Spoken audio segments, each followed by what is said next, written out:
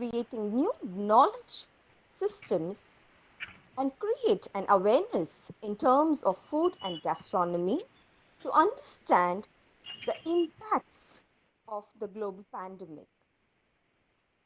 With this short note and without further ado, let me invite our principal, Dr. Ragi Sukumar, to deliver the welcome address.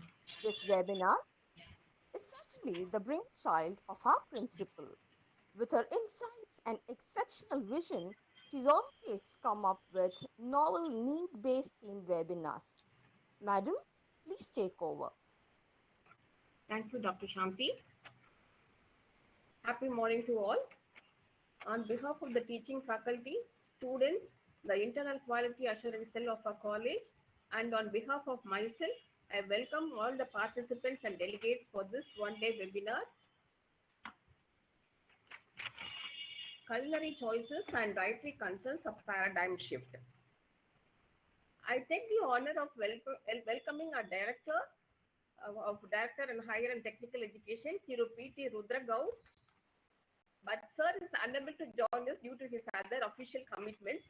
However, it is it's my duty to acknowledge him in the right appropriate way. He is a person of a few words, inspiring people to engage with futuristic vision. His commitment to champion the cause of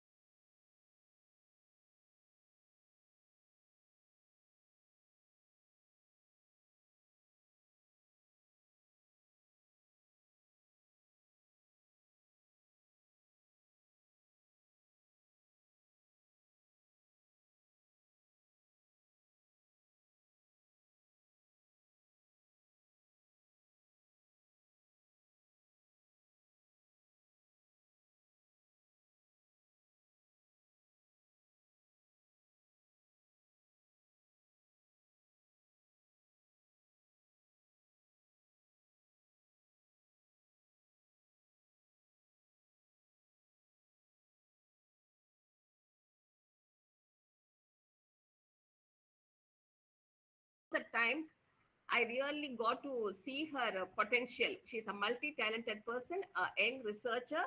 At that time, she was pursuing her PhD in Liachen University, Australia. Then on, I felt that our students should be exposed to her expertise, and at last the time has come, and I'm so happy to have her amidst us. And something something remarkable about Neha Rathi is she has published 19 articles and 311 researchers have cited her work. That's really remarkable, Dr. Nega, and I'm proud to know about it. And her citation index, her H index is 11 and I-10 index is 12. This is something great for your age, Neha. Keep rocking in your academic career. Yes, the second person for the second resource speaker for the day is Mrs. Janani Tamarwanan. She's pursuing her research actually. And both of them are from home science background. That's what I really appreciate. They are from the home science background. She has done her master's. Mrs. Janani has done her master's degree in Ireland from University of Dublin, and her focus is more on the nutrigenetics. And I happened to know her when I attended a 2-day workshop on nutrigenetics, and her the method of delivery, the confidence level, and the knowledge input was so good that I thought even she should be exposed to our students community. And she is actually a globetrotter, I should say. I think even a week before she was hosting a workshop at Malaysia and one in Egypt, just like that. And so happy to have them both amidst us. We should be really benefited by the expertise. And I welcome all the 205 participants, with about 65% of them students and the remaining from the other teaching faculty and other stakeholders of our community. The most of them represent Tamil Nadu, followed by Orissa, Kerala, West Bengal, Karnataka, New Delhi, Vietnam, and of course Avon Pondicherry Union Territory from Karaikal, Mahayanam, and Puducherry, and and yeah, I like to welcome all other the participants, all other participants, known or unknown to us, and it is a time I should also acknowledge the person who has helped us in organizing this webinar. And the credit goes to Dr. K.S. Shanti, Dr. K.S. Suresh, Associate Professor of English, the coordinator for the Internal Quality Assurance Cell of a college. And then Dr. Shanti P, Dr. Chandra N, Dr. Parimala M, all the three, I call it as trio, all the three assistant professors from the Department of English, they all through they have been helping on any of the webinars that is hosted under the IQAC. They do a good job. I can trust any task with confidence to them, and they meticulously do the work. I thank you girls for all that. My colleagues, my friends rather. Um, yes. Now moving on to the topic.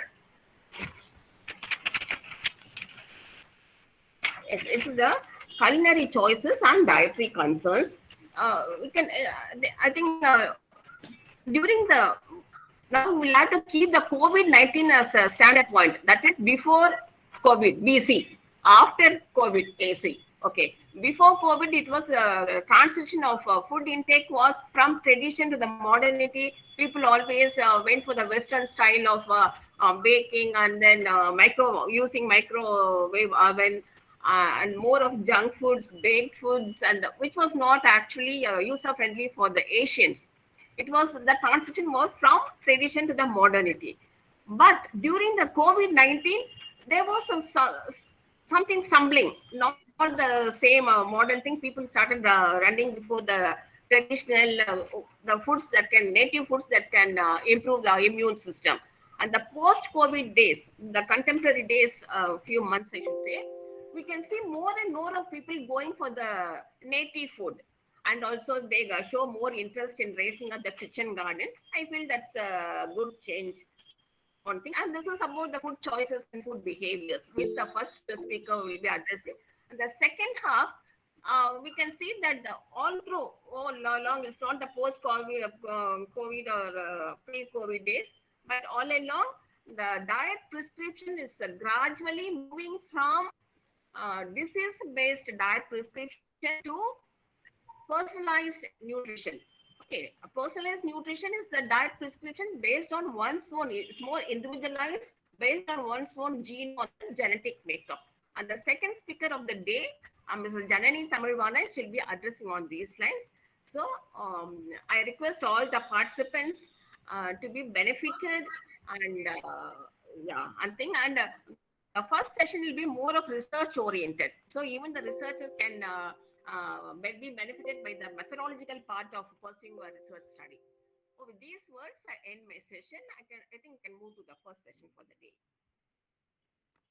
Thank you, ma'am, for setting the keynote of the webinar. Moving on to the technical session, it's a pleasure having this young, vibrant researcher, Dr. Neha Rathi, in our midst today. Dr. Neha Rathi, a Malawiya postdoctoral fellow, hails from the Department of Community Medicine, Institute of Medical Sciences, Banaras Hindu University.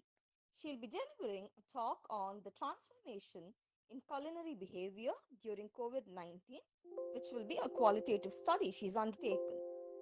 Dr. Neha Rathi received PhD in Behavioral Nutrition from Deakin University, Australia in 2018, and she's pursued her MSc degree in Home Science with a specialization in Food Science and Nutrition from SNTT Women's University, Mumbai.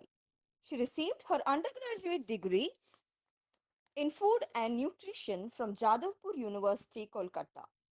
Dr. Rathi is an expert in the field of health behavior, nutrition education, and the food environment. She's built a strong publication record, as our principal mentioned, in a very short span of time. And she has published 13 first author research articles in peer-reviewed international journals.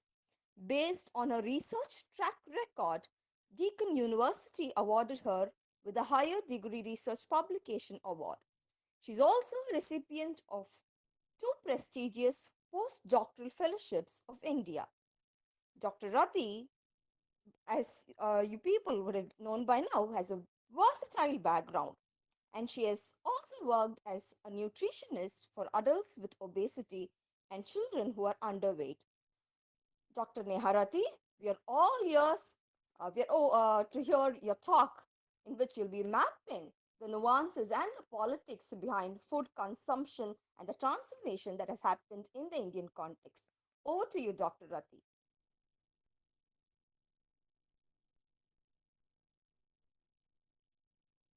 I'll just do the present now and let's see if it works. 1 second.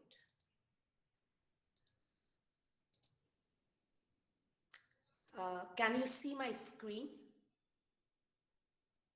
Yes, it's visible. You can please proceed. Okay, great. Thank you, Professor Sugumar, Principal, and Dr. Shanti for the generous introduction. I'm truly humbled for that. And of course, once again, a thank you for inviting me today for this national webinar on culinary behaviors.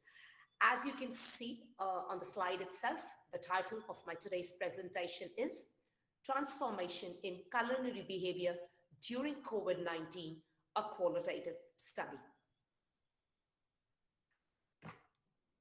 COVID-19 had a significant impact on our food behaviors. Several countries, including India, adopted strict restrictions and went into lockdown, example, closing of restaurants, cafes, and bars. Immediate closure policy caused disarray in many aspects of civilian life, such as bottlenecks in the food supply chain. Food retailers, example, D-Mart, Spencer's, experienced shortages of food products, example, rice, flour, and pasta. These food shortages, combined with lengthy queues and fear of infection, brought massive changes in how individuals plan and source their meals. Cooking became a necessity, and dynamics of home cooking and eating changed during the pandemic. Some struggled with financial scarcities because of pay cuts, job losses, and explored the best ways to cook and eat with little resources they have. Prolonged lockdown and associated economic recessions and turmoil in the supply chain can have long-term effects on people's health behaviors.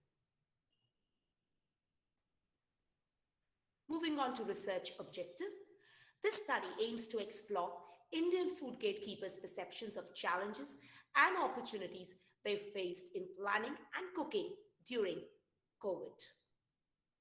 What were the expected outcomes when we were designing this study? This study was expected to provide deep insights into Indian gatekeepers' culinary experiences during the lockdown to identify strategies on the best way to continue positive food preparation behaviors to ensure the health and safety of people. This study was granted ethical approval by SNES, Institutional Ethics Committee, in February this year. Now, moving on to the definitions, because you must be wondering, what is a gatekeeper? What are culinary behaviors? So what are culinary behaviors? Culinary behaviors encompasses a combination of cooking-related activities, including meal planning, food preparation, cooking, and presentation of food. Who is a gatekeeper? A food or dietary or nutritional gatekeeper is an individual in a household who typically makes the purchasing and preparation decisions related to food. A gatekeeper can be a parent, grandparent, sibling, or a caregiver. The concept of the term nutritional gatekeeper was first suggested by Kurt Lewin in 1943. Now, methods. So as the title told you, it's a qualitative research. So we used a qualitative research design, which was underpinned by the paradigm called social constructivism. In qualitative research, we use different paradigms. One is positivism, one could be constructivism. Okay, so I used social constructivism. Social constructivism allows to examine participants' views of the situation being studied. So who are our participants here? the food gatekeepers. And what is the situation we are studying? We are studying changes which took place in culinary behavior and dietary choices. Household food dietary nutritional gatekeepers formed the study sample. Convenience sampling technique was used for recruiting participants. Convenience sampling is a non-probability sampling technique. It's also known as deliberate sampling. So in qualitative research, we often use convenience sampling, that is a deliberate sampling technique. Unlike quantitative, where we use stratified sampling and random sampling, you must be aware of. Final sample size was determined by saturation, that is data saturation. Now, for students who are not aware of what is data saturation, I'll just explain you. So in qualitative research, when we do interviews or focus group discussions, themes emerge out during the interviews while doing the analysis. So when there is a saturation of these themes, saturation of ideas, that means no new themes or no new ideas emerge out. That is the time you stop recruiting participants or you stop your interviews and FGDs. So that is the point, is known as saturation. And you know, okay, by 25th, I have reached my saturation, so I don't need to recruit any further participants. Semi-structured interviews were conducted via Zoom in English or Hindi between March and June this year. Interviews lasted for 12 to 45 minutes. All interviews were digitally recorded. Interview guide was original and following questions were asked. Could you tell me about your meals consumed during the pandemic? Who prepared it? Was it a takeaway? What are the factors which impact your meal choices? Did you consume these meals with your family? Could you tell me about your food planning behavior before and during lockdown? Could you tell me about your cooking experience before and during lockdown? From which sources do you usually obtain food on a daily basis before and during lockdown? Where did you look for information or get inspiration for cooking from during the lockdown? And of course, we did seek some socio-demographic information, which I will be discussing in the results section for you. Data analysis was conducted simultaneously with data collection. All digital recordings were transcribed verbatim. Transcribed data were analyzed via NVivo, that's a software used for qualitative analysis, as well as manual coding was done. Template analysis technique was used to inform thematic analysis. So again, I'll explain you. So when we do quantitative like surveys and all, we do statistical analysis where we have mostly the numerical data. Here, we have words because it's interviews and focus group discussions. So we use something called the thematic analysis where you generate themes or nodes. So phase one, transcribed data was read and reread to gain data familiarization. So you have to read your interview transcripts around 3 to 4 times to gain familiarization with your data. In phase two, so we have along with me, there were 2 reviewers, Dr. Lakshmi and Dr. Ramante. I will be acknowledging them at the end of this presentation. So we were 3 of us, we independently coded the data. And in phase 3, we searched, identified, and reviewed the nodes. So nodes are the themes and developed a thematic template. And in phase 4, each theme was redefined and illustrated quotes were extracted to demonstrate responses. Now, this 2 diagrams have been taken from the explore function of NVivo software. So if you can see so I have taken out 2 explore diagrams for participant 32 and participant 33. And if you can see, these are the themes, the arrows coming, pointing out. So increase in meal planning, increase in household cooking. So these themes emerged for this particular interview and these themes emerged for for participant 33.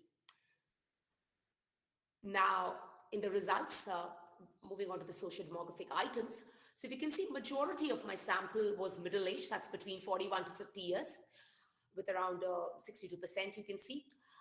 Half of my sample had an undergraduate degree.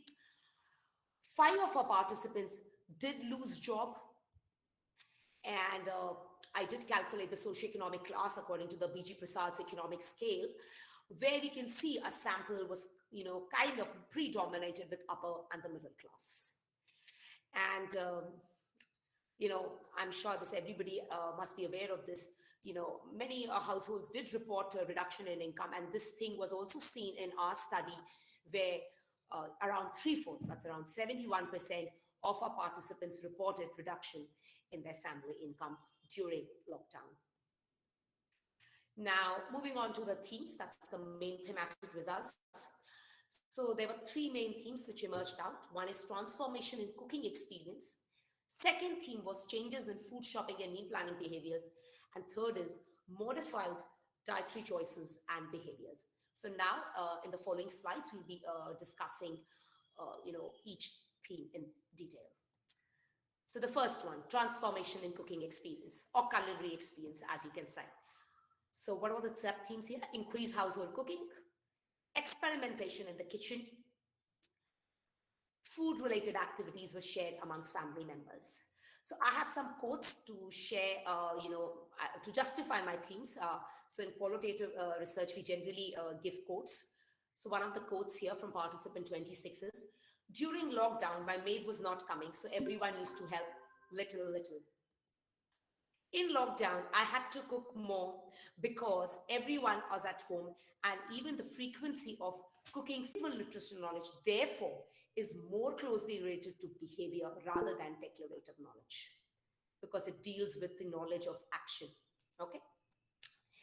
Now, the significance of organizational culinary behavior, such as planning,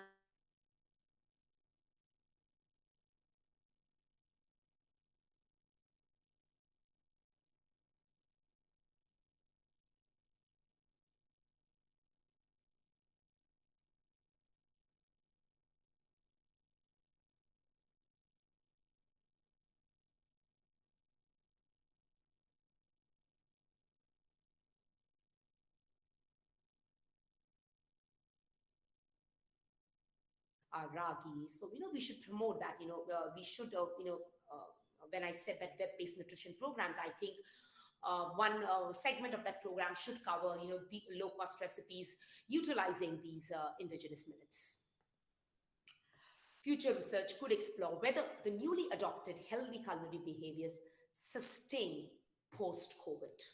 So, this is our plan, maybe, once the planet gets rid of this, hopefully it will be soon, we will again reach out to the sample, because we just had 34 participants. This is I would say, an advantage of qualitative research. So we do have their contacts. We again reach out to them, and we will see whether these behaviors which have been adopted during the pandemic and its lockdown, whether they have really sustained post-COVID. Now, these are my references. And as I promised, I would like to acknowledge my team, because, it's a teamwork at the end of the day. So Dr. Lakshmi Menon at BMN College of Home Science, she was one of the reviewers. Dr. Dripta at Satara IIT Bombay. Dr. Ronto, she, a very good dear friend of mine at Macquarie University, Australia. So she was also one of the reviewers. Dr. Rupali Sengupta at BMN College Home Science, and Professor Sangeeta Kansal at Department of Community Medicine, IMS, BHU. Yeah, thank you. And here are my details. You can reach out to me anytime. Preferably email is preferred, then second Twitter, then phone. Yeah, thank you. Thank you, Dr. Neharati, for that brilliant talk, which was extremely well structured and very well researched. I'm sure the participants are brimming with lots of ideas and questions. But before we move on to the questions from the audiences, a couple of questions have been addressed to you. Would you like to take that up? Shall I read a couple of questions which Yeah, have been sure. asked? Please go ahead. Please go Yes. ahead, please. So there's this question addressed to you. Can we prevent heart and other diseases through proper diets? If so, kindly suggest a few protein food and digestive food for the vegetarians. So this is one question. Yeah, okay. Yeah. Okay. So, After you answer, shall I read the next question? no, you can just tell me the questions, then I'll remember. Okay. It's the heart. One is for the heart, the protein foods for Yes, yes. vegetarians. And Yeah. the next question is how to prepare good diet for old people or elderly citizens. That's the second question. And there's a third question. How do we plan meal for weight loss? And how to balance this irregular menstrual cycle? Is there any specific food pattern that which we should follow? So Yeah. these are the three questions which have been addressed, madam. Yes, I think I'll perhaps take the first question. That is for the heart thing, the heart patients, the protein foods for vegetarians. So very clearly, if we see a vegetarian diet and I would say the richest source of protein, and there has always been a fight between egg and milk. So milk, of course, but if it's a heart patient, so we will use skim milk. That is no fat milk. So that is one. Uh, and if you want, again, for heart patient, walnuts and almonds are good. So they are rich sources of protein. Okay. Both, so that will be again for vegetarian. If the heart patient is maybe, lactose intolerant, this could be a case. Then we can have the soy milk, that is the milk made from the soya bean. And of course, then we have the almond milk. I'm not sure whether it's available in India, but I think it's available maybe in a typical supermarket which has these foreign items. I think almond milk is also available. Besides nuts and the milk products, skim milk and a skimmed yogurt prepared from skim milk. We can also have cottage cheese, the paneer made at home from skim milk, that can also be consumed. That is one. Then moving on to the legumes for vegetarians, we have soybean. You can consume that. We have rajmas. So I think that will be good. That will be a good combination to think. Now, second one I think was it for weight loss, or is it what the third one for weight loss? The third one was for weight loss. Okay. Second one was food pattern for elderly people. Right. Yes, of course. See, now for elderly, it's an interesting thing. We need to see, particularly if they have any pre-existing medical complications. If an elderly has some diabetes, or is that person taking medicine? So accordingly, a diet could be prescribed. Of course, you have to remember, we generally give soft diet to older people because, I would say there are dentine issues with the teeth, because as you age, the teeth may wear off. So therefore, soft diet is recommended. But as such, recommending a diet chart right now for an old person, it would be challenging, because see, if there are pre-existing medical conditions, you have to look into, like, accordingly, prescribe. Let's, for example, maybe somebody has a hypertension, and is diagnosed with hypertension, a man with age of 68 years, let's say. So then, of course, we will give low sodium foods, like foods which are low in sodium, and something which is high in potassium. Perhaps we'll give more pineapple. We can give more of chiku, that is sapota. And of course, reduce your consumption of bread, salted products like pickles, poppers, chips, because they are high in salt content. And let's say for an old woman has diabetic, then of course we can include, of course, sugar needs to be taken care of, less sugar. uh, Maybe we have to be careful with the selection of fruits, which fruits to give. And again, if you can use fenugreek seeds in the diet, the combination of, I would say, different flours, the multigrain flour, if you can have bajra, jowar, besan, make a dough out of it. Okay, so that could be a good thing. And as especially with age, bones become weak, fragile.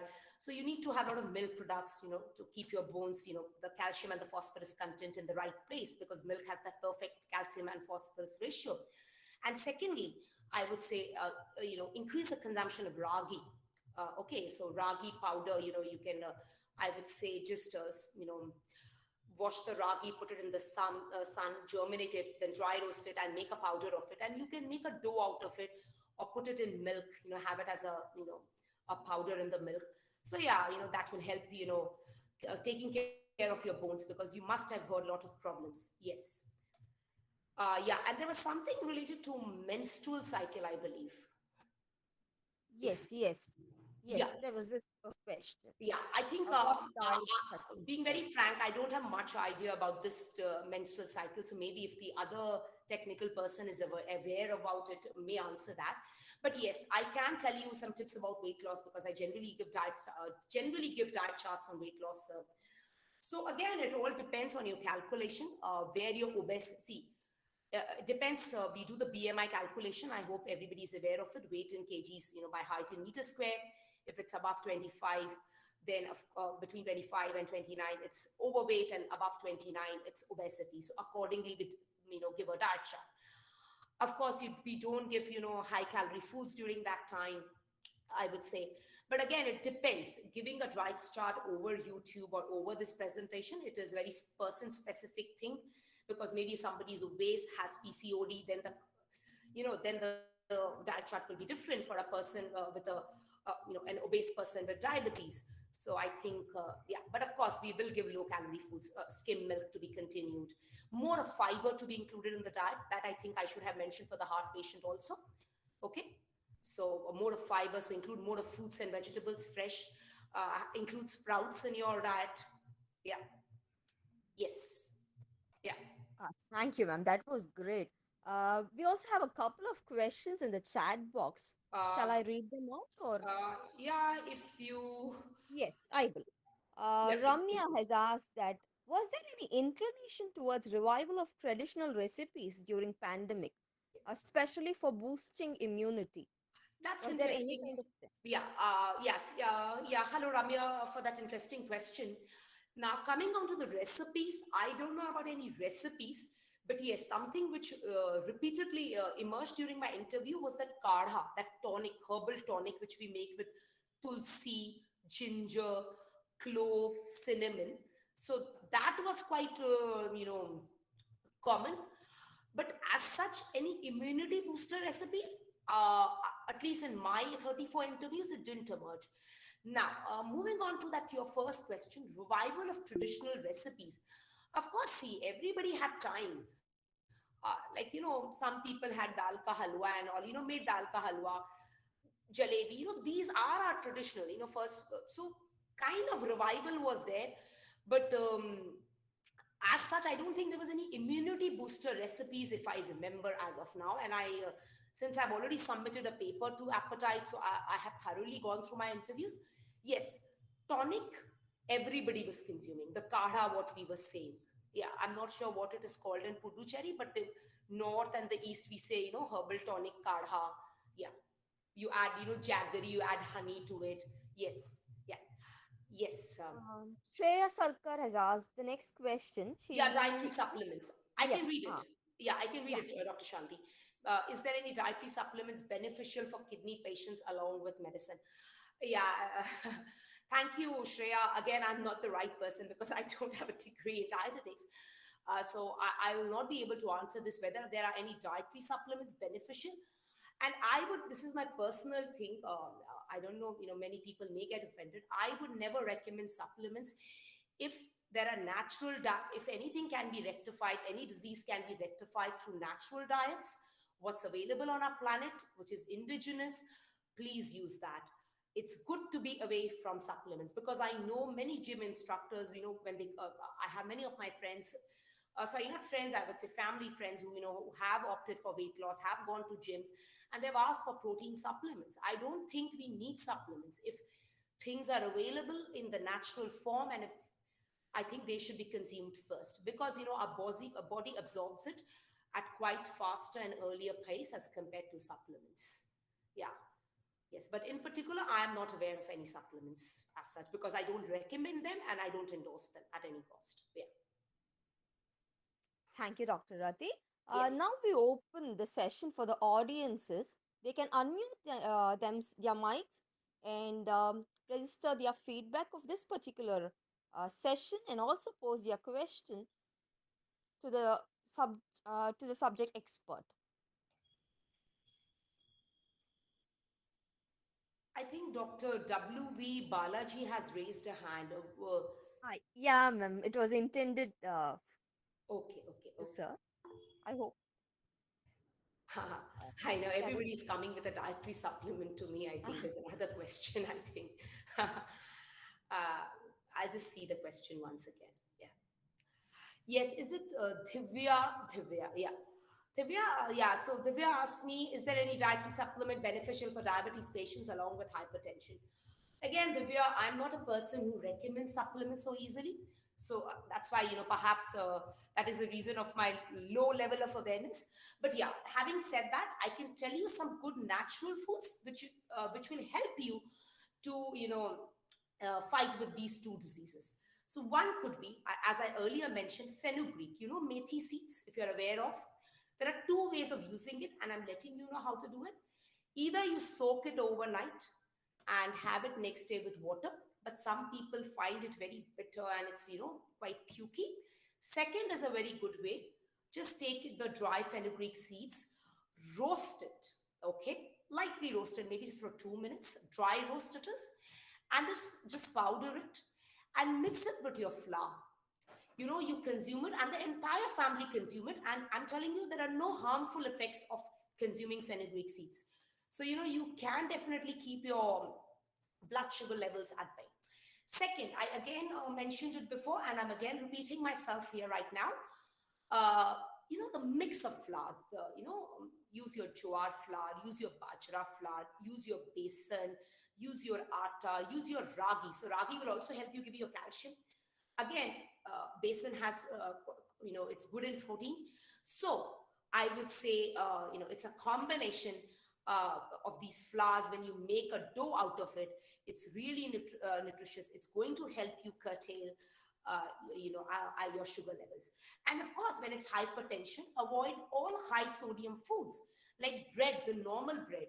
I remember, if you follow this book by Dr. Bree Sri Lakshmi, there is a page in Hypertension itself, I think, just before the DASH diet, DASH, the diet which we give for hypertension.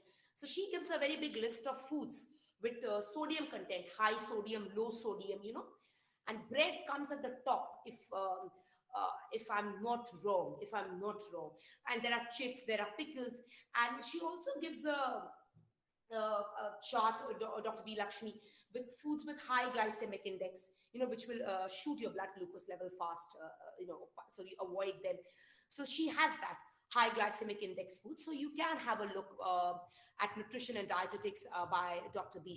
Sri Lakshmi for that typical foods, high in sodium, which are high in potassium. We recommend high in potassium during, I would say, kidney diseases as well, and in hypertension. Yeah, kind of. Yes, there's another question. Of course, now cancer, this is very interesting, and uh, anything, so cancer, I would say avoid, okay, yeah, you're welcome, Divya. So I'm now answering Somashri Das' question. Her question to me is, what type of nutrition should be taken by a cancer patient, which can be helpful to him or her naturally? So some general tips on this. Now, cancer patient, you generally, you just go to any hospital, doctors or dietitians, the first magic food they will recommend is pomegranate. Okay, so pomegranate, anar, what we say. So that's really good. And even if you don't have cancer, I would say you should consume it. It is high in antioxidants. So in cancer, we generally give foods which are high in antioxidants. So pomegranate is the top one. Again, we would recommend high protein foods because there's a lot of breakdown during cancer, and so of course your body needs to build up. So we will need high protein diet. Again, high quality proteins. When I say high quality, it's the milk products, the egg, the fish. They are the high quality. Now, just to avoid cancer, many people, I would say, why people are getting, cancer. What is the reason? I would say there are two big factors. One is your unhealthy diet, unhealthy dietary behavior, snacking on all these unhealthy snacks like your samosas, dry namkeens. Because, one thing you must note, when you're buying something packaged, like of chips and all, they're generally fried at the industry level in the same oil. So what happens? The oil is getting reheated again and again. So that, leads to some carcinogens. And if you consume that kind of food, you are inviting trouble. So that's why avoid having fried food on the roadside. Because you will say, I remember, when you go and buy these pakoras on the roadside, they are using the same oil. They are not going to throw the oil. So never use, I would never reheat the oil and, consume it. Once the oil is used for deep frying, I think it should be discarded.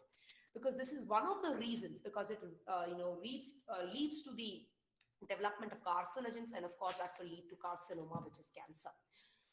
So avoid that. That's why, if you're having something roadside food, please be careful. That's why, prefer to have roti over puris, just not because of fat, because if you are not sure whether you are using the same oil again and again. So even if you're going to a hotel, try to have a tandoori roti or a naan, because it's fresh, it's not fried in oil. So, you have to be wise in making your food choices. That is informed food choices. And that is the reason both procedural as well as declarative knowledge is important. Okay, right. I know flour is important, but I don't know how to consume it. I may use flour in the form of puri. I can eat flour in the form of roti. But why, how it is made, why it's useful, that's why both procedural and declarative knowledge is good. Dr. Rati, if Yeah. I may intervene, can we take the couple of questions at the end of the session, because we have another Yeah, research I person think, waiting. I may have If to it is leave okay in with case there are any questions. In case I leave, because I have to leave at 11:30. If I'm unable to answer, they can definitely you. email it to me, or you Sure, can email that's it great. to. I'm happy to answer them. But I will be there till 11:30. Yes, Then maybe we'll take this question. Till 11:30, we can have the question session. yes, There yes. are a couple of questions, and then we Okay. can move on to Yeah, Ms. yeah, sure, sure. Yeah.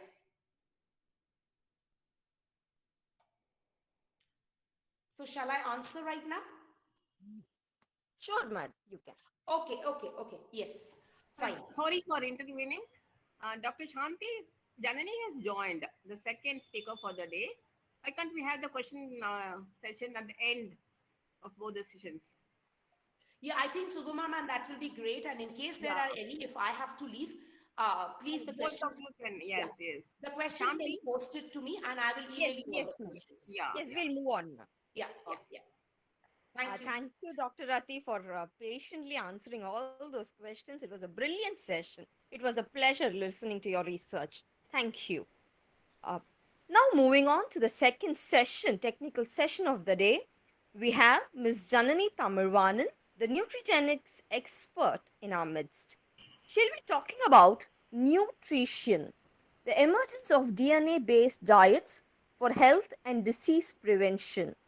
From her background as a nutrition expert, she obtained her master's degree in food technology, food science, and nutrition from Dublin Institute of Technology, Ireland. She gave life to Genome Wellness, a young startup specializing in personalized wellness and weight loss solutions enabled by the recent science of personal genomics. She heads the Institute of Nutrigenetics, an online education space to promote research and education in nutrigenetics. Her forte is a thirst for learning about the nutrient gene interaction and the latest developments in the field of nutrigenetics and nutrigenomics. She aims at translating the scientific evidence based knowledge into precise, personalized lifestyle recommendations for health promotion and diet related complex disease prevention. She is also the recipient of many prestigious awards and has published many papers in the national and international reviews to her credit. Madam, please take over.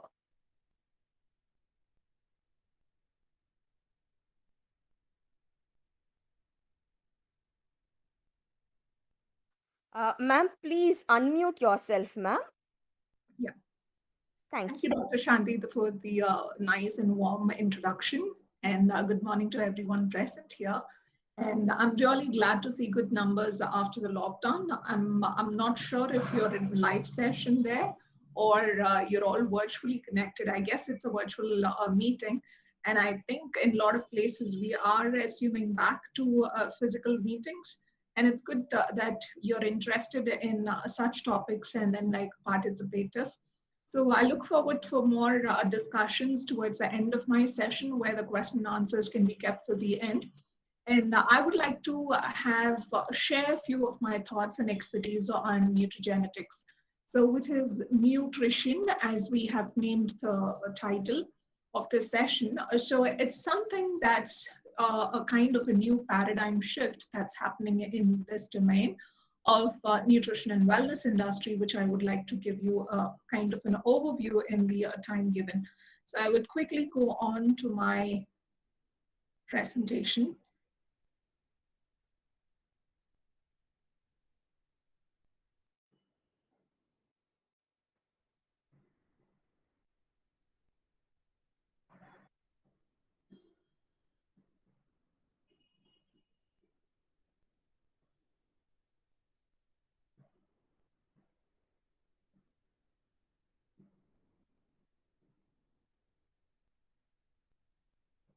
So is it visible? If one of you can tell me yes, then I can just start it. Please go ahead, ma'am. It's visible. All right, thank you. So I would like to share a few thoughts about emergence of DNA-based diets for health and disease prevention. And it's not new in the sense of its time gap or when this started, but new in the sense how our thought process have changed, how our thinking has changed, scientific thinking has changed over the decades is what I'm going to present today as nutrition. And you could see a lot of things happening, and we are stepping into the era of personalized nutrition, where we are meaning that an individual is so unique. So we always say everyone is unique in their own nature, right? So that is what gives the context of personalized nutrition, where we are making a transition from one size fits all to personalized nutrition approach. Personalized meaning each individual is unique and different. Though we are all 99.9% similar, we are 1.1% different, and that's what makes us unique. So we are going to learn about like how we are unique and how we can personalize nutrition based on this uniqueness. So the rationale for personalized nutrition basically answers this question: why do individuals respond to the same diet in a different manner? I think this question has come at least like once in your lifetime, either as a kid or as an adolescent or as an adult, or you might be getting it later too. So you might be wondering, why are we eating the same diet but still facing a lot of differences in terms of absorption or in terms of any kind of disease predisposition? So this difference is quite attributed to the genetic differences, and this is what we are going to look into today's session. And today I'm able to talk about nutrigenetics to a set of audience like you. That's because of the possibility of Human Genome Project, which was launched way back in 2003. It's almost 2 decades after the launch of Human Genome Project. We are having a kind of a webinar on nutrigenetics.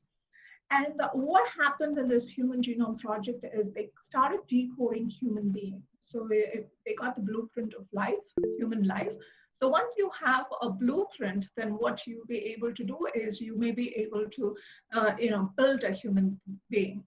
And that's what exactly happened in the Human Genome Project. And one of the implications of Human Genome Project is that they were able to identify the genetic variations that are responsible for various disease conditions, and which has given us a thorough input about how these diseases could be prevented once you know which genes are associated with it. And therefore, in 2003, you could see that there is a vision for personalized medicine developed. So I wouldn't say this science is in its infancy or in its nascent stage, because we have traveled almost 20 years. So you can imagine that, like, even after the launch of Human Genome Project, there have been a lot of progress and advancements that has happened ever since. And this industry is booming and progressing very rapidly. With every second, there is a discovery and exploration being taking place. And when it comes to nutrition, one of the aspects of personalized medicine is personalized nutrition. And you could also see that I want to highlight that in 2003 itself, a company named Sino was launched, which was to provide personalized nutrition and health recommendation based on lifestyle and genetics.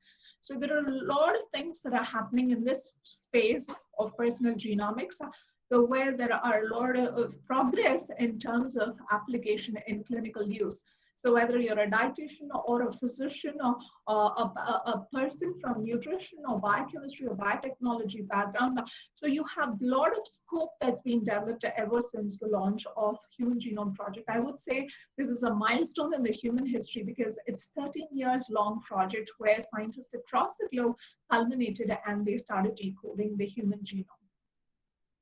So this is what I told you in the very beginning of my talk, that the scientific thinking has ever changed since the beginning of the century. So we are no longer interested into giving medicines or to treat a disease. Rather, we are more interested in moving towards preventing a disease. We always say prevention is better than cure. And it's not about you and me talking about prevention. It was actually said by Hippocrates way back in 2000 BC. So it's something that we are trying to reinvent, and we are more focused now on preventive nutrition, which is the best buzzword.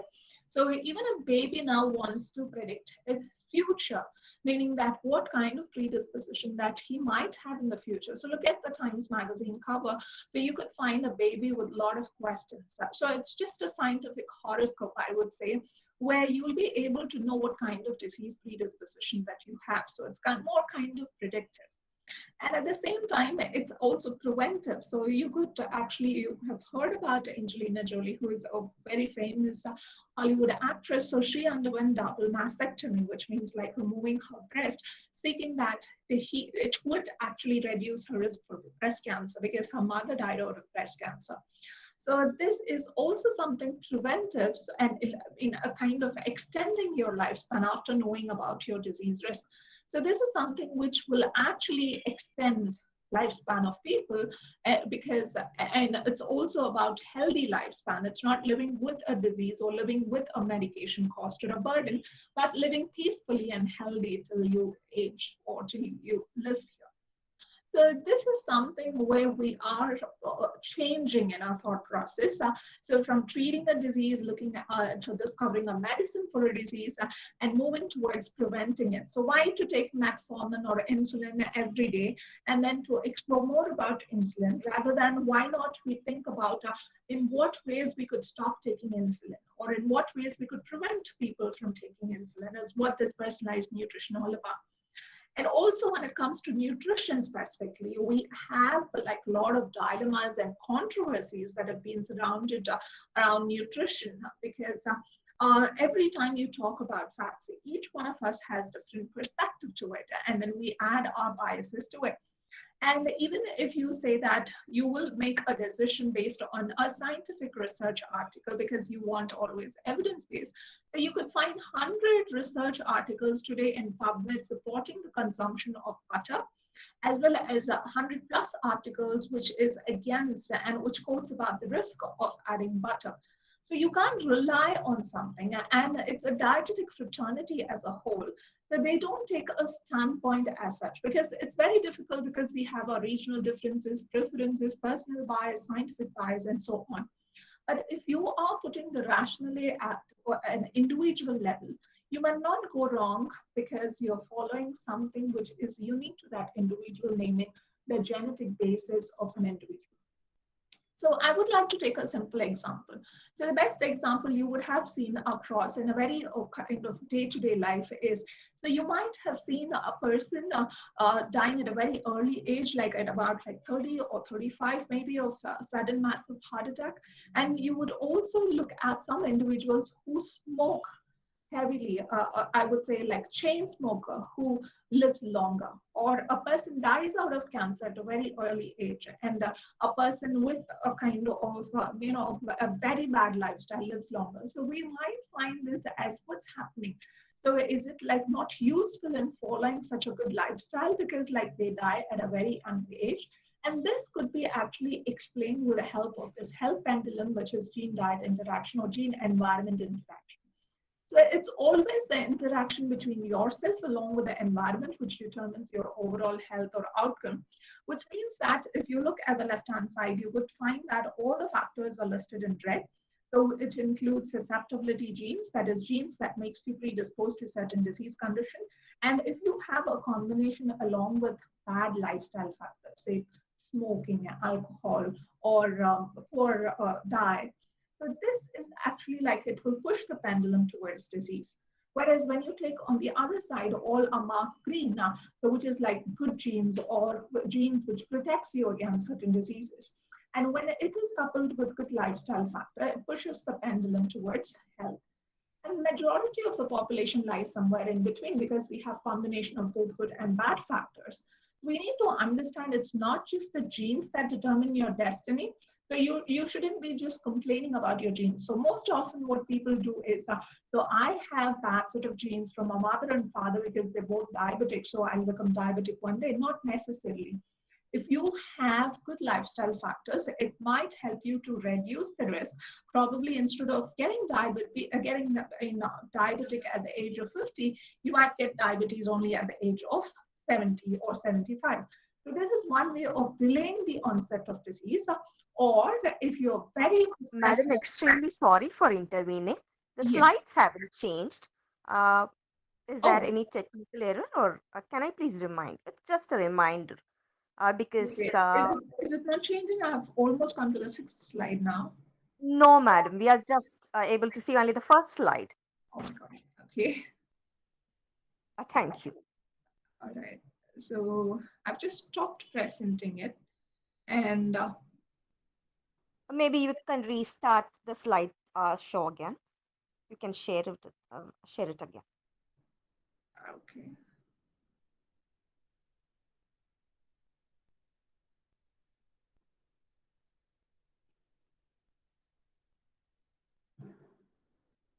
Great. Now it's yeah. Yeah. Yes. It's brilliant, ma'am. Yes. Okay. So this was my first slide where I just spoke about transitioning from one size fits all to personalized nutrition. And this is the rationale for personalized nutrition. And I spoke about Human Genome Project. And now on the 21st century scientific thinking, how our thinking process have changed over the period of time. And this I explained with an example of health pendulum, where I told you about it's always the interaction which determines your overall outcome of health or disease. It's not because just because you're born with certain genes, it doesn't mean that you should have the risk. It's always there is a possibility that if you're going to intervene and modify your lifestyle habits, then there is always a possibility of a better outcomes in the sense you can prevent diseases and you can delay the onset of occurrence of disease. So now getting to genetics a little bit, because like you might be from different backgrounds. So I would just talk from the very common standpoint where even a third person, like without a scientific knowledge, science background, it will be able to understand it. So whenever we talk about genetics, so you have some Tamil movies called as genes. So it's always about identical twins. And whenever you look at a newborn baby, we always make a comment saying that the baby looks like more of mom or more of dad, or he has some traits or he has some characteristics that resembles grandfather, grandmother, or close maternal or paternal relatives. So this characteristic feature is called as traits, to be more scientific. And we've always been looking at the external appearance or characteristics which are visible to us. And we've been making assessment in the clinical and medical practice. And then we have been giving treatments based on the phenotype or the visible appearance or the biomarkers so far. But because of the recent advancements in genomics and genetics, what we are able to do is we are able to understand that this physical characteristics is because of the underlying genes or the genetic information that gets passed on from one generation to another. The genotype is the genetic information carried by the individual, whereas phenotype refers to the external characteristics or the traits, which is something which is visible and measurable. So you could see that each person is different and each person is unique in the ways, and we could also identify certain traits. Your rolling tongue. If you roll your tongue, so some could actually roll it, some will not be able to roll it. Example is Einstein, so he is a non-roller. And if you look at your forehead, so some people have this widow's peak. And if you look at your earlobes, so you could just generally see, though we are all human beings, we do have some differences like this. So we are all unique. So some are visible, some are inherited. So you could see that we are different in terms of eye color, hair color, skin color, and also height, weight, all these like shape us who we are. So it's not just the genes, but it is equally determined by your environment where you live in. So the best example I could talk about one environmental factor, because this is addressing most of the nutrition segment, is so nutrition plays a very important role as one of the main environmental factors which determines the final outcome of your health. So there are three types of traits: physical, visible versus hidden. So there are some things which are visible, that is your height, and there are some things which are hidden, so your disease risk. So when you will be getting diabetic or when you will become diabetic is a question mark. Nobody knows at 56 years of age you will become diabetic. So this is something hidden, but at the same time it's determined by genetics. And some things are learned. So you have the ability to speak, so that is something that you are, it's an innate or it's a learn. But the ability to speak multiple languages is something like a kind of you acquire it from the environment. So these are different types of traits. So this is what are common questions that you can relate to genes. So there is something which gets passed on from your grandmother to mother and then mother to you. So this is called as inheritance. So you inherit certain characteristics from your parents and grandparents. So to talk about human genome, you have 46 pairs of chromosomes which you inherit from your parents, and out of that you have 22 pairs of autosomes and one pair of sex chromosomes, which determines whether you're male or female. So to give you a very short, crisp information in the given time is, I would say you don't have to remember genetics or genomics, but just remember this analogy. So you imagine that genome is a book of life. So you have 23 chapters. So that refers to as the 23 chromosomes. So genome is the book and chapters are the chromosomes. So the book and the pages, chapters are made up of pages. Those are the DNA. And pages are made up of words. So the segments of DNA refers to as genes. And the nucleotides are letters. So if you imagine all the letters put together form your words. So these base pairs form your genes. And finally, we are more concerned over the trust of nutrigenetics relies on spelling mistakes, which are the genetic variation. So for any person, so if you look inside your body, there'll be organ systems, different organ systems. And within each organ, if you look in depth, you will find the cell. And within each cell, you will have the nucleus. And within the nucleus, you will find this chromosome. When you unwind this chromosome, you will find DNA. And segments of DNA are referred to as genes. And genes are made up of nucleotides, adenine, guanine, cytosine, and thymine. And if you have a spelling mistake, or say that if one is replaced with another, so let's say the A is replaced by T, then that is what we refer to as genetic variation. So even more to simply put, so I think like all of us would have cooked once in our lifetime at least, and a cookbook, imagine a genome is a cookbook. So you have a lot of instructions within the cookbook, a lot of recipes, and whatever recipe that you want to make, you just pick it up. You will find like what are the ingredients and how it needs to be prepared, what are the instructions given to make that particular recipe. It's the same thing. DNA or the genome has a lot of recipes. So gene contains instructions to make one recipe, which is the final end product, that is the protein. And that is why it becomes very, very important for all the life cellular processes that genes are very much essential, because your body is made up of protein and the instruction is contained within the gene. And that is why we are more concerned or more conscious about what are these genes and what it is made up of, what kind of instructions it's giving to make that protein. And finally, as I said, so you want to make an apple pie, you get instructions to make an apple pie, and you get that instructions from the gene.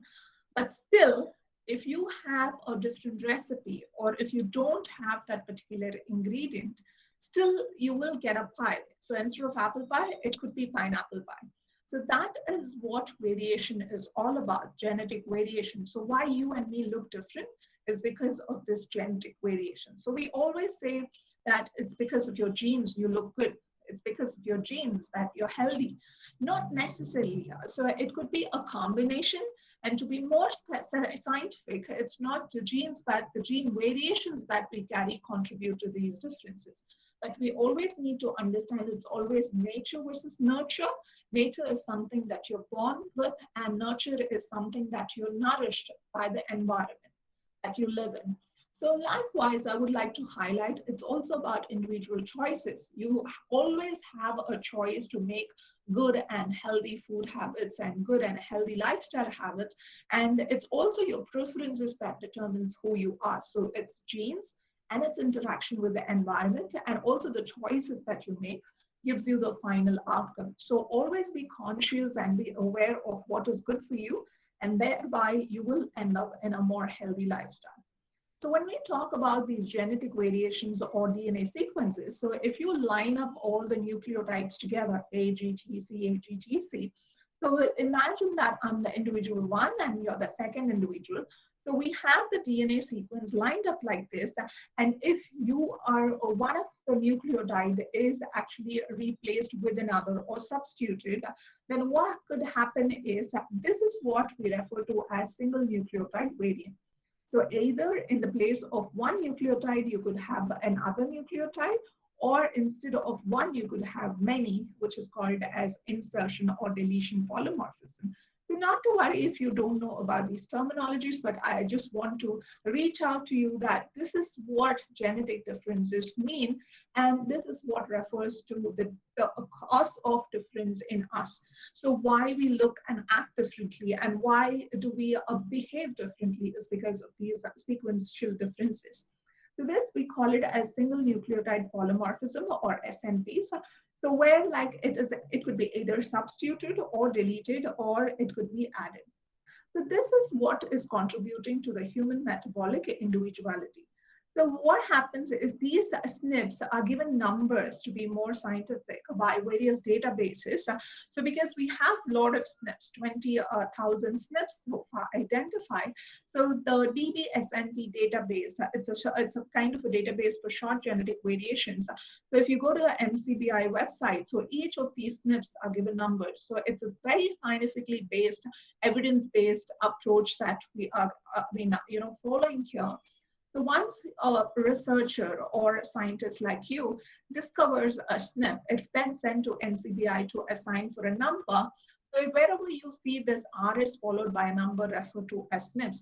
And then like people in the research phase, research domain, and in the commercial side, they use it.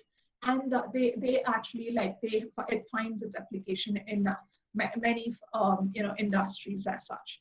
So RSIDs are nothing but these genetic variations. So when you have a genetic test report, so these are the genes that a person could be tested for. RSID refers to those SNPs.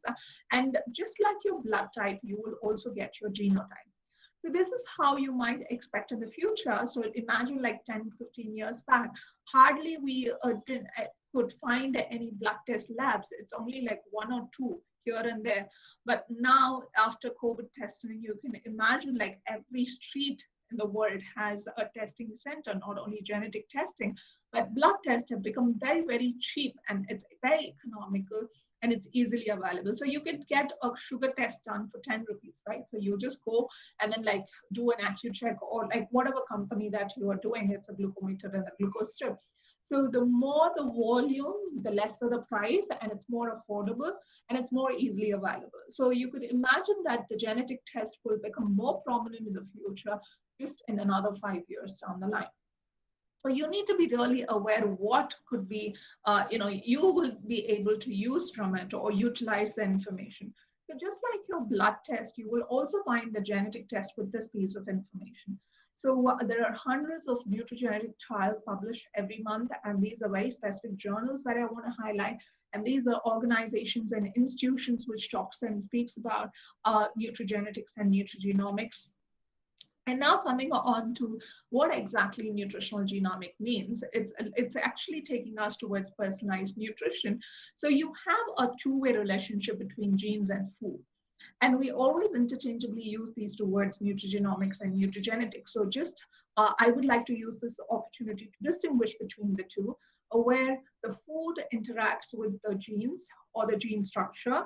So determining or influencing the gene function or structure, which refers to as nutrigenomics, Whereas when you look at the relationship between how these genetic variation determines your response to your nutrients present in the diet, it refers to as nutrigenetics. So it might sound same or similar to you, but there is a distinct difference between the two. And nutritional genomics is a bigger umbrella which covers the two. And we are more interested in how these two components interact together to form or to bring an outcome in health or disease. So this is what nutritional genomics means. So nutrigenetic refers to the study of how variation in gene may influence the way we respond to certain nutrients, whereas nutrigenomics refer to the study of effects of diet on activity of individuals' gene and health. So I would like to give you an example of folate as an example, and because this is something which we could all relate to. So folate is vitamin B9, which is highlighted during pregnancy and conception. So most of the pregnant women are given supplementation of folate because it helps in the prevention of neural tube defects. So when you look at this folate, so it's most commonly found in spinach, and that's why we keep highlighting for pregnants to consume more of spinach. And also you could find it in meat, liver, or in organ meat. And we also emphasize consuming it. And especially during this phase because more folate is required. So when you consume folate, what happens is it gets converted into tetrahydrofolate and then 5-methylene tetrahydrofolate, which is a precursor for thymine molecule, which is a DNA nucleotide, so which is responsible for DNA synthesis. So suppose if you don't have adequate folate in the diet or sufficient folate, then what happens is DNA synthesis is altered. So you won't have sufficient amount of DNA that synthesizes in your body. And that could be possibly the reason for cognitive, altered cognitive development in babies born with folate deficiency, or the most common ones are, which we know about, neural tube defect as a result of folate insufficiency or deficiency during pregnancy or preconception. So this is talking about one particular nutrient called folate and how it could affect the DNA function or DNA structure. That is, it helps in the formation of production of thymine molecule, which is a nucleotide. And if you don't have adequate amount of folate in your diet, then probably DNA synthesis gets altered. So here we are referring to how a nutrient is affecting gene function or structure. But on the other hand, just like I showed you, the genetic variation or the genetic difference, so that could play an important role in determining your response. So now what happens is all the pregnant women, regardless of where they're coming from, whether they have preferences or regardless of their dietary behavior or dietary pattern, everyone is given the same dosage more or less, unless and until it's very critical. But what we need to understand is it seems to be incorrect. Not all pregnants require the same amount of folate in their diet or to be supplemented. So based on the genetics, you could actually categorize people into 3 groups. So the first genotype has normal amounts of folate. When they get converted with the help of this MTHFR gene, which is methylene tetrahydrofolate reductase gene. So the function of this gene is to convert 5,10-methylene tetrahydrofolate to 5-methylfolate. So if you have one set of genetic variation, one combination of genotype, you probably, you're good at converting, and then your homocysteine to methionine conversion, which is the final end product of this conversion, happens normally, and you would require only normal amounts of folate. Whereas if you belong to the second category, this conversion is happening only like half partially, which means even when you're taking the adequate amount of folate in your diet, you're able to convert it to only 50% of what you are consuming. Here, this conversion efficiency is lesser in the case of the second group of people. In that case, giving them the same amount of folate doesn't help because they don't have the conversion efficiency. They convert only 50% of what they consume. Whereas there is a third category where they don't convert at all. So even if you're going to give them like a lot of folate supplementation, here they won't be converting, as a result of which they won't have folate in their blood. So what we need to understand is based on the genetic differences, you could categorize people and then give specific recommendations. So for the first group, what we can say is you can have normal amounts of folate. For the second group who has only partial conversion efficiency, supplementing them directly with 5-methylfolate would help because they have some defects in the conversion efficiency. They convert only 50% of what they consume. So direct supplementation of 5-methylfolate can help.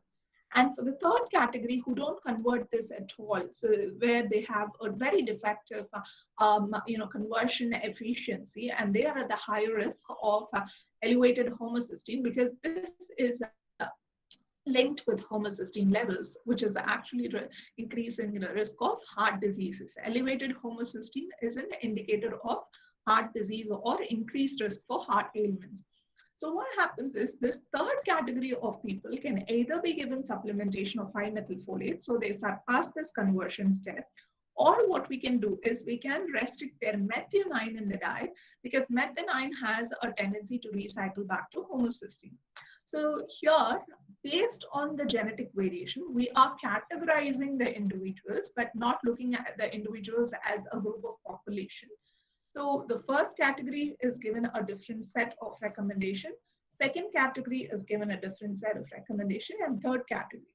So this is what nutrigenetics is all about. Your genetic variations determine your response to nutrients present in food. And this is what is the difference between nutrigenetics and nutrigenomics. But here again, I would like to highlight this is not something new, because this has been in practice about decades back. So if you look at phenylketonuria, it's again caused by a gene called as phenylalanine hydrolase gene, and it is responsible for a defective PAH enzyme, as a result of which you have elevated levels of phenylalanine in the blood. And this could be easily managed by a very slight restriction in your diet, reducing the amount of phenylalanine in your food, which actually help to overcome the symptoms caused by PKU. So this is being in practice, that is managing your diet based on your genes. It was already in practice like way back 30, 40 years. So this concept of nutrigenetics is not new, but what is new is we are looking to find solutions for polygenic conditions, which means that there are several genes involved, and disorders and diseases that are multifactorial in nature. So, obesity, diabetes, cardiovascular risk are multifactorial, which means that there are a lot of factors which are contributing to the disease, and that puts the challenge towards the medical and the dietetic fraternity about how are we going to solve these challenges. But here I would like to take a kind of a diversion, where I want you to understand about the evolution of humans and food system, because we keep talking about genetics. So we also need to equally understand it's not only the genes, but there are a lot of changes that happen in the environment, which could have possibly made the genes get adapted to the food system or the external conditions. The one thing we need to remember is we all humans started as ancestors, where humans traveled from one place to another, hunted for food, and ate what was available. And they didn't have any means of processing it until fire was discovered. And they had big canines, and they chewed and they almost like chewed the food longer. And they had like a sharp canines to tear the food, because it was more of meat. And when slowly civilization started, Neolithic revolution happened. They slowly started in the place of resources, abundant resources, and they started to become pastoralist. And this made a kind of a very rapid shift. I would say that very steep shift in the food system, where instead of eating what was available, humans started deciding what to be grown. And that itself made a huge difference in the way we started to look at food. And the physical activity or the expenditure also reduced with hunting versus agriculturist life. So, and the processing methods got evolved, and food is getting to get processed. So, though it is not processed as of today, but still the processing started. And that could also made refinement. So we don't have any longer strong canines. So you could see that like the mythic stories or the traditional Indian stories had Rakshasas, where they have like the bigger tooth canines, right? So we don't have it anymore, because we don't have the need to tear it. So we all gulp and chew. We no longer chew food. We just swallow it, your idlis, dosas, or whatever you name it. So this is something which could have possibly made an impact on your genes, and that could have impacted how your genes got adapted to the environment where you live. So this is one thing. If you look at the genes and the genetic diversity, so it is actually varied among different populations in the world, because like we all understand that we are the origin of human beings is South Africa, and when people took different routes of migration and started to settle, the food that was available and the climatic conditions that was there in these regions determined and shaped up the human genome of individuals who lived in those regions. So that could actually contribute to the heterogeneity of human beings now, the genetic heterogeneity, how we are different. But if you look at Asians and Caucasians, Europeans, so you could find the body frame itself is different. Why? Because we are all humans and we should be looking this in a similar manner, right? So this is actually giving us a lot of thoughts about why we look and act different and why ethnicities are important when we look at genetics. So coming back to the example that I gave on MTHFR, so there are a lot of research evidences that can be utilized in clinical practice. So if you look at into this study, so I've just attached the abstract of the genetic polymorphism of the same MTHFR gene. So it talks that CC genotype has decreased enzyme activity, whereas CT genotype have normal enzyme activity. So you culminate the information from such resources, and as a nutritionist or a biochemist or a biotechnologist, you could understand the molecular pathway of folate metabolism. So usually the current trend is if a person is deficient in a particular nutrient, so what happens is that they will increase the amount of nutrient which is deficient. So it could be vitamin D, vitamin B12, folate, iron, and whatnot. But we fail to understand it's not just a linear relationship when it comes to body, but it's always about different nutrients that needs to be it should be looked in a holistic manner.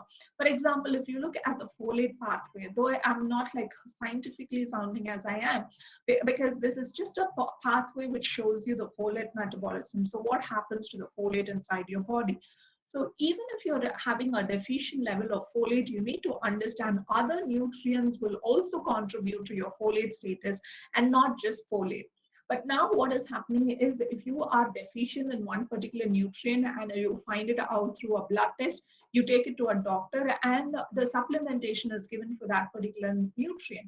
So what we fail to understand is that like there are a lot of other nutrients that should be given as a supplementation if you want to improve your nutrient levels. So for example, the second category of people can be benefited from giving a different form of folate with this, which is 5-methylfolate, and vitamin B12 and B6 rich foods, betaine and cysteine rich foods. As I told you, this folate pathway is also connected with this betaine and cysteine cycle. So no longer look at a folate as a folate and just supplement it, but we also look into in a very comprehensive manner.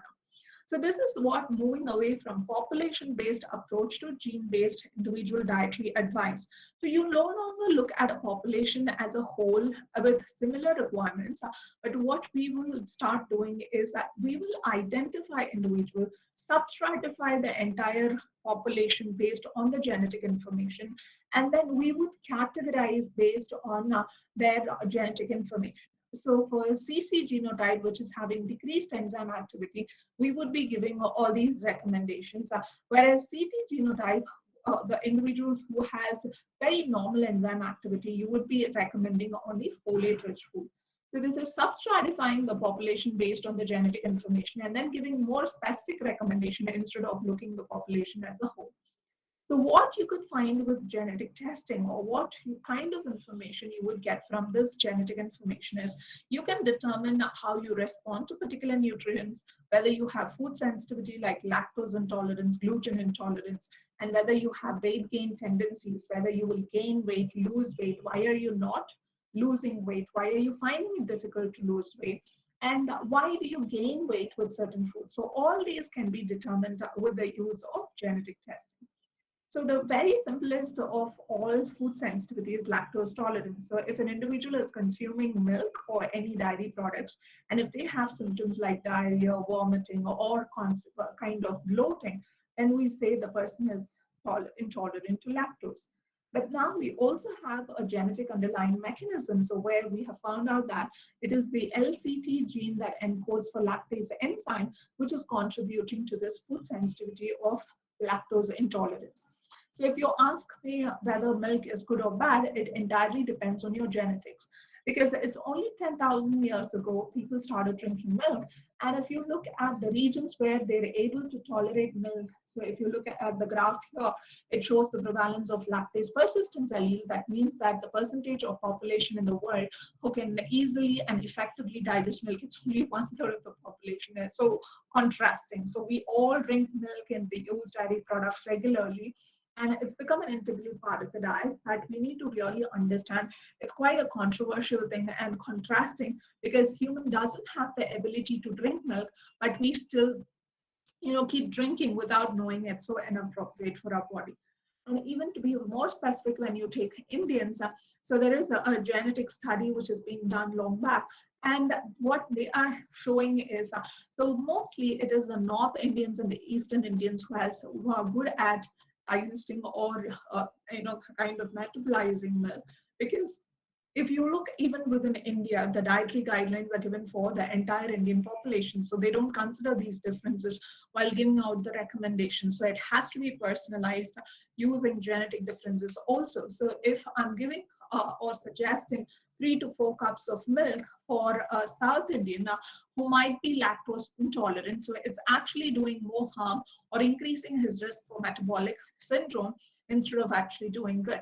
So it is also to be noted that India is the largest producer of dairy, but it's only one third of Indians are able to digest milk more efficiently.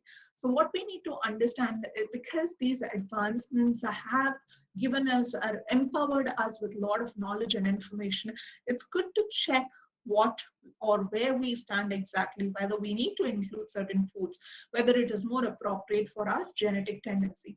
So this is the pyramids or the population based advice that are normally used. So they give the portion sizes along with food groups. But now, after knowing or after having these genetic tools, so what we might actually find out is, or what we should be able to do it in the future, is categorizing people based on their genetic tendency, and then say, okay, so you have this particular genetic tendency, so you can eat this or consume this based on your genetics, and you have particular tendency, so eat this. This is what is expected. So and then coming on to another example of fats, because I told you fats is always surrounded by myths and controversies. So you could see that, but just with, even if you don't have a genetic knowledge, that's totally fine. I just want to show you some graphs so that everybody can get the concepts behind it. So you could see that there is a yellow line and a green line. The yellow line depicts the farming allele, and hunting allele, and the green line depicts the farming. So you could see that though these two lines start at the same point, that's thousands of years ago in the x-axis, and frequency of distribution of this allele in the y-axis. So you could see that this refers to the dietary adaptation of a particular gene called as the FADS1 gene across time and geography. So you could see that there were more people carrying this hunting allele till a certain point, and the number of people carrying the vegetarian allele, or the people who consumed vegetables or food from plant-based origin, was declining. But after a certain peak or after a certain spot, it got reversed, and then you could see that this started to rise steeply, whereas this started to decline. So you could see that this is a very typical example of gene environment interaction, where you could see the Neolithic revolution in Europe marked the beginning of farming, where you could see that the farm hunting allele started to decline, meaning that the number of people who started to consume plant-based diet increased. And as a result, you could see that the frequency distribution of your plant-based or the farming frequency, farming allele started to increase. So this means that the genes get adapted to the external environment. And then you could see that it's quite evident from these examples. So what is, just give you an example of this gene. So this gene is responsible for converting the short chain fatty acids into longer chain fatty acids. So whatever fats you're consuming, it gets converted into long chain fatty acids called as the EPA and AA. And you could see this EPA, DHA, AA in all your infant foods, because that helps in cognitive development. It contributes to your immunity, and all the baby foods, example, your or the mixes that they give for growth, height. So everything has it. So this is like we need to understand, though we consume like whether it's going to be peanut oil, coconut oil, sunflower oil, or olive oil, any kind of plant-based oil, it has to be converted into long-chain fatty acids, and this is done with the help of this FADS1. So for example, if you have a certain genetic variation, that is the A allele, it means that you're able to convert this short chain to long chain. But if you have a certain genetic variation, which is C allele, so you're a poor converter where you don't convert it at all. So in this case, what would be your suggestion? So for an excellent converter, you can suggest plant sources because they're going to convert it. But for what happens to a poor converter who don't convert it at all? Because then your fats are not utilized, fats are not used by the body, and it increases your risk for inflammation and thereby certain other disorders, chronic disorders. So after knowing your genes, whether you're A allele or C allele, to find out whether you belong to A or C is what the genetic testing is all about. So genetic test will tell you whether you have this A allele or C allele. So for A allele carriers, you can give plant sources, and for C allele carriers, you can suggest animal sources. In this way, you can actually overcome the bias. So for example, if one person approaches three dietitians in the current state scenario, so he will get three different options or three different perceptions about which oil to be used. So one might say use coconut oil because I've been using it for years together. And one might say olive oil is good because it is from a Mediterranean diet. And one might say ghee is good because like they feel ghee is better. So in order to avoid, if you are relying on genetics, like a personalized nutrition approach, which is clinically and scientific based, then it might help to overcome these biases. And as a fraternity, it's going to improve the validity and the clinical utility of the information. But what I would suggest is instead of saying which oil is the best, you should actually start asking which oil is good for me, because the oil and the fat which is good for me need not be good for you, because you might be a allele carrier where you might get benefited with plant source based oils, whereas I might carry C allele and I might really benefit from animal sources. So another example I would like to cite, as the last example, is coffee, because everyone drinks coffee and could easily relate it. So coffee, caffeine is the most important active ingredient that we talk about. So far the nutrition research has been focusing only on a linear relationship. So whether coffee increases your CVD risk. So some says coffee definitely increase. And now what we are looking at is coffee and gene interaction, whether it increases or decreases the CVD risk. So what happens to caffeine? So once you drink coffee, it mixes in the blood, and the CYP1 cytochrome protein or the enzyme, it breaks down the caffeine into paraxanthin, and then it's further broken down into several metabolites where it is excreted in the urine excess. So this, what happens is, again, coffee has different perceptions and perspectives to it. So if you ask whether it's good or bad to drink coffee, each one will have their own answers. Now, based on genetics, if you could divide them as fast metabolizer, someone who is actually good at metabolizing coffee or quickly break down caffeine present in coffee, then we call them as fast metabolizer, and then those who take time are shown as slow metabolizer. Here, this is the usual nutrition research model where you compare the dosage of coffee per day with their increased risk for myocardial infarction. So here, according to this research, we'll be saying those who are consuming more than 4 cups of day will have increased risk for myocardial infarction. But again, there's a missing link here. But if you're categorizing people based on their genetics and then giving them same dosage, so you could find the AA genotype, even if they have more than 4 cups per day, they don't have a higher risk for myocardial infarction. It's only the AC and the CC genotype, which we call them as slow metabolizer. Only when they consume more than 4 cups, they have an increased risk for myocardial infarction. The same applies to hypertension.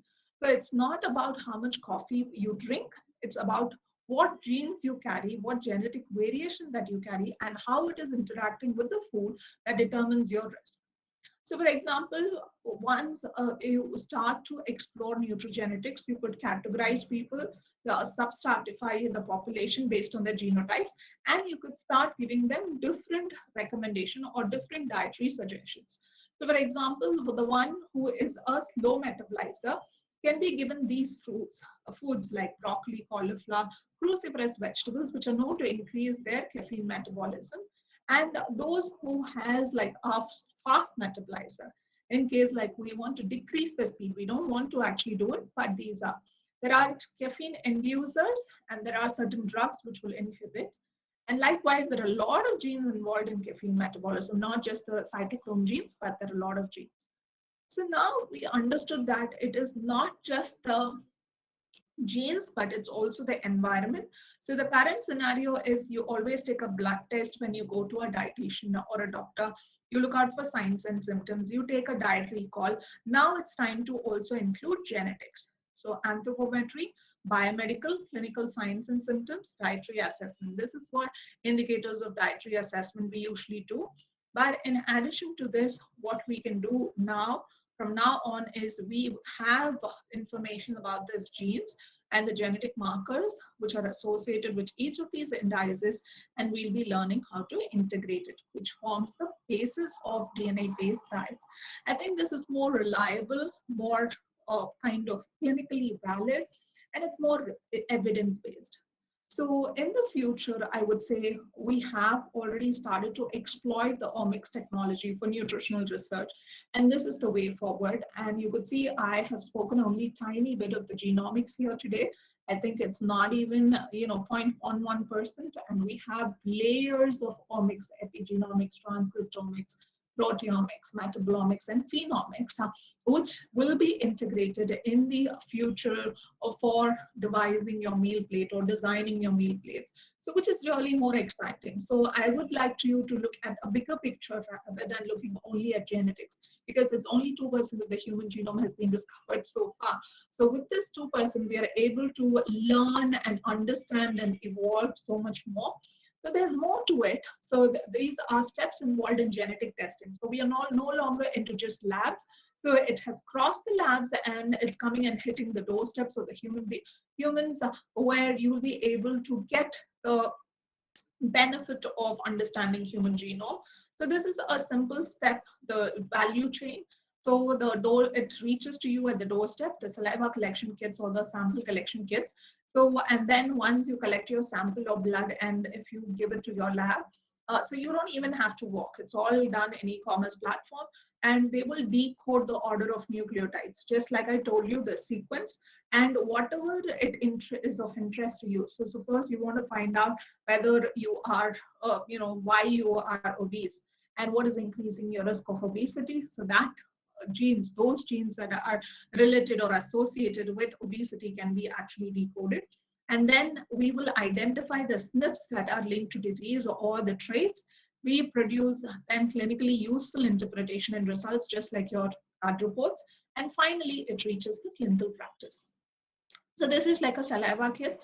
You take a sample and then you courier it, and then reading the code, sequencing is done. Either whole genome is sequenced or only specific regions. So it is directly proportional to the cost involved. And you identify the SNPs. So this is how a genotype result will look like. So it will contain the SNP information, what is the chromosome position, and what is your genotype. So you have a lot of research sources which will help you to analyze your SNP. And this is integrating it. Dietary assessment based on genetics, biochemistry, and dietary call. So for example, if you have a dietary call, so you say, I drink black coffee once I get up, I eat 2 dosa, and 1:30 I have like chapati or rice with buttermilk, there'll be kudu spinach, and it's just a typical breakfast. And so what would be your diet plan is, so you will be customized based on your genetics, how much carbs, proteins, fats, and fiber to be given. And you will be given a diet plan similar to this with a sample menu. So how you must customize based on how you respond to a particular nutrient, and a kind of a 7-day diet plan, which is based on your genetics. So indices, again, I'm telling you, so instead of just looking at BMI, waist circumference, weight, height, and waist ratio, so you could also look and correlate it with the genetic information, just as I told you. So for example, so if you are consuming oil, like coconut oil, So you could say like how you respond to the UFA and saturated fat, and based on this genetic information, you could start suggesting it. So instead of saying that coconut oil is good or gingerly oil is good, so you might actually check what your genes are telling you, and then you could give information. So with this, I would like to wrap up my session. And this is like also another thing that we are running. So if you're interested, just check out our website. You can reach out to me, Janani at Institute of Nutrigenetics.in if you have any questions. And this is my kind of email that I personally use. So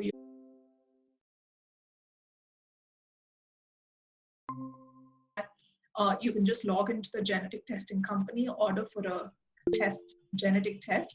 So they'll take your saliva, blood, or the cheek swab sample, and then sequencing is done. So once the DNA is extracted, they just like look into the SNP of interest to you. And once that is done, you will get the DNA raw data processed, and it can be clinically used. And a bioinformatician just puts in the format in which like he or she interprets the data. So this is what exactly happens in a kind of the value chain that is happening. It's very simple, but for you, without this the things that are happening in the back end, so you are supposed to give the sample, and like the samples will be sequenced, and you will get just a similar report as your blood report. So it's very simple, and then you'll be able to read and understand it. So can you tell me how a person's genetic code could lead to food allergies or diseases? So it's just like you find out that this is the gene responsible for increasing your risk for diabetes, for example. So what is happening is, so suppose you know the reason behind it. So you know why insulin is not secreting. So far, you just know with the help of a blood test that there is an insufficient insulin production. Either you increase the insulin production by giving external insulin, or you go with a medication if the insulin insufficiency is a bit moderate. But what is happening here is you're finding out the reasons which genes are responsible for insulin insufficiency or insufficient production of insulin. So it becomes very easy because you're getting the answer. With this, and in today's environment or in today's scenario, I would say gene therapy is coming up where you can actually modify the gene itself. So it's just like a mechanic shop where you can go and repair the gene.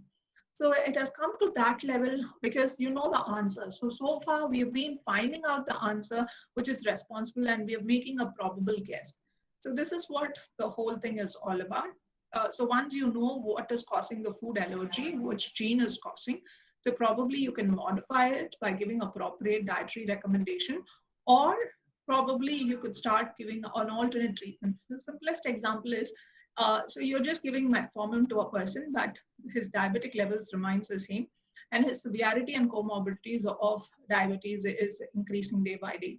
But what happens after taking a gene test, you will know exactly why is the person is not responding, because the person has a tendency to respond to sulfonylurea drugs. So probably precision medicine is finding its way. Similarly, you could actually give low carb diet to a person thinking that it would actually help in losing weight for that person.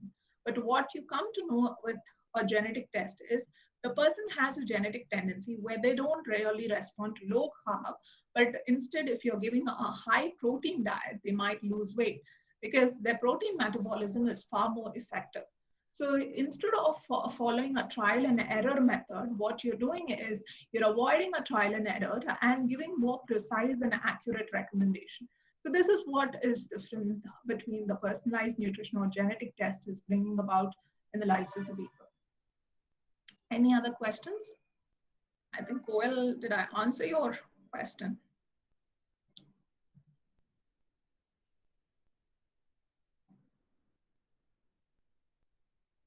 Any more questions?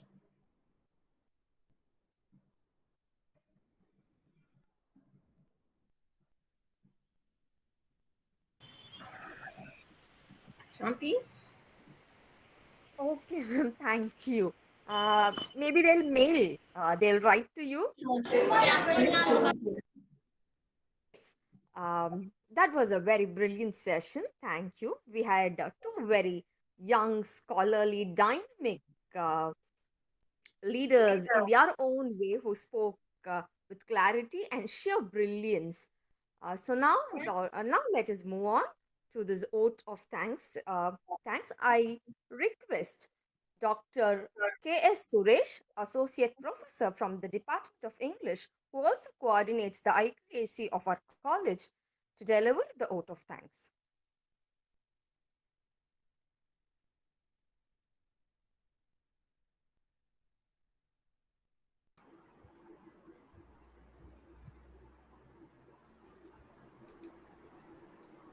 Okay, thank you, Dr. Shanti. Ladies and gentlemen, if one were to divide the history of the early 20th, 21st century into two epochs, I'm sure the division would be into BCE and ACE, as Raji ma'am said in the beginning, not before and after Common Era, but before COVID era and after COVID era. There is no need to elaborate now on the cataclysmic changes that the pandemic brought about in the very way we live our lives. Notwithstanding all the tumult that we have experienced in the last 2 years or so, humanity will still go on. It'll forge ahead, dreaming new dreams and building lives with renewed vigor.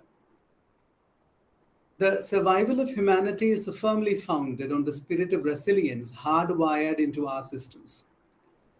It also depends on our capacity to face up to challenges and our will to make changes by breaching boundaries. And this is inseparably linked to our cuisine and our diet. After all, we are what we eat. It is in this context that we have had this webinar on culinary choice and dietary concerns.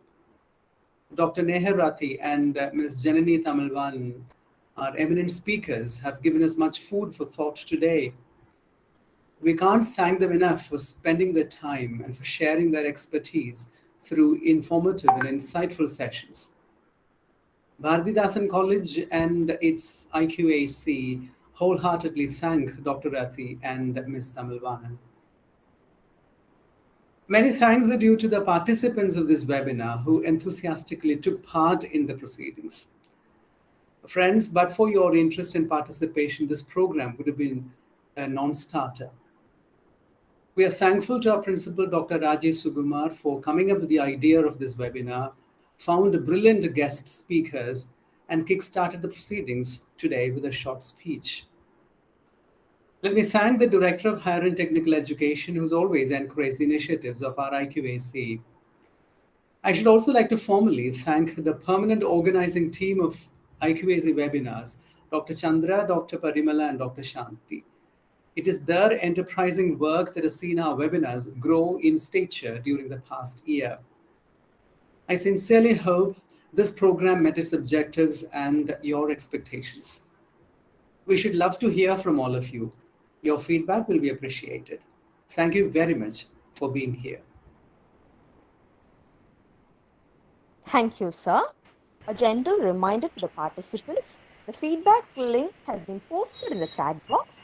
Please do submit the duly filled in form to receive your certificates. Dr. Rathi, it's a participation certificate. Yeah. Yeah, the resource person can fill as a resource person. Yeah, okay, ma'am. Yeah, okay. Yeah. Thanks. That's why I just wanted a clarification. Thanks for that. Which is, you're in the starting part of your career. It may be also good. Yeah. Thank you, ma'am. Yeah.